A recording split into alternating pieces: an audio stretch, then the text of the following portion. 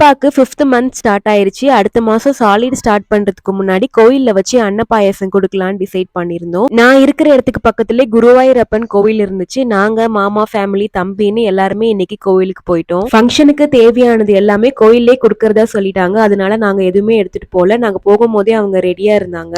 First தேன் தொட்டு குடுக்க சொன்னாங்க. ஆனா பேபிக்கு நம்ம 1 இயர் வரைக்கும் தேன் குடுக்க மாட்டோம். அதனால லைட்டா மட்டும் தொட்டு வாயில வச்சாச்சு. அடுத்து அறுசுவையும் கலந்து குடுக்கணும் அப்படிங்கிறதுக்காக இனிப்பு, துவப்பு, புளிப்பு அப்படின்னு எல்லாத்தையுமே சாப்பாடுல மிக்ஸ் பண்ணி லைட்டா வாயில வைக்க சொன்னாங்க. ஃபர்ஸ்ட் டைம்னால பாப்பா அழுவான்னு நினைச்சேன். ஆனா பாப்பா பயங்கரமா என்ஜாய் பண்ணா. அதுவும் பாயாசத்தை எடுத்து வாயில வைக்கும் போது வாய் ஃபுல்லா ஒரே ஜொல்லு. இது முடிச்சுட்டு வீட்டுல இருக்கிறவங்க எல்லாரையுமே இதே மாதிரி 3 தடவை குடுக்க சொன்னாங்க. இதெல்லாம் பண்ணி முடிச்சுட்டு குருவாயூரப்பன் கால்ல பாப்பாவை போட்டு நல்லா சாமி கும்பிட்டுட்டு அர்ச்சனையும் பண்ணிட்டு இதோட ஃபங்க்ஷன் முடிஞ்சிருச்சு. எங்களுக்கு லஞ்சுக்கு வீட்டு பக்கத்துல A to B இருந்துச்சு. நேரா வண்டி அங்க விட்டு நல்லபடியா சாப்பிட்டுட்டு அன்னையோட டேவை நல்லா முடிச்சாச்சு. பாப்பா ஃபங்க்ஷன் சூப்பரா போச்சு.